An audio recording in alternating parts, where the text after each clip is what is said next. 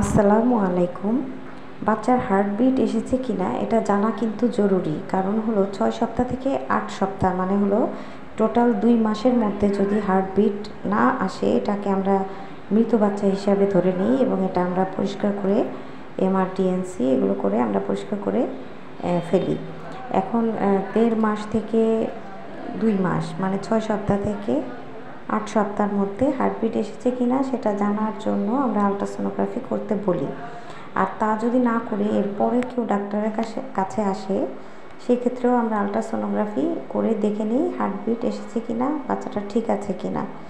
অনেকের হার্টবিট আসে না এবং সেটা দেখা যায় 2 মাস ওভার হয়ে গিয়েছে, হার্টবিট নেই, এটা আমরা ব্লাইটেড ওভাম মৃত আর হার্টবিট আসবে না হিসেবে ধরে নিয়ে এটাকে আমরা আর পেটে থাকতে দিই না, সেটা আমরা চিকিৎসা দিয়ে পরিষ্কার করে ফেলি।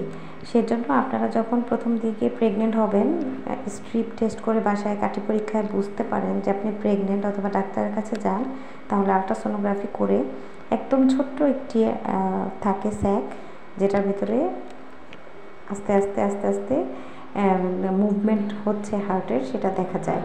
সেটা আপনারা নিজেরা দেখলেও বুঝতে পারবেন, ডাক্তারকে বললে যদি মনিটরটা ঘুরিয়ে দেয় যে আমার বাচ্চার হার্টবিটটা এসেছে, যে আস্তে আস্তে যে নড়তে থাকে সেটা আমাকে একটু দেখান, তাহলে আপনারা দেখতে পাবেন। বা জিজ্ঞেস করলেও না বলে দিবে যে হ্যাঁ হার্টবিট এসেছে বা আসে নাই, আরও 2 সপ্তাহ অপেক্ষা করে আবারও আলট্রাসোনোগ্রাফি করেন এবং নিশ্চিত হয়ে যান যে আপনার বাবুটি সুস্থ আছে।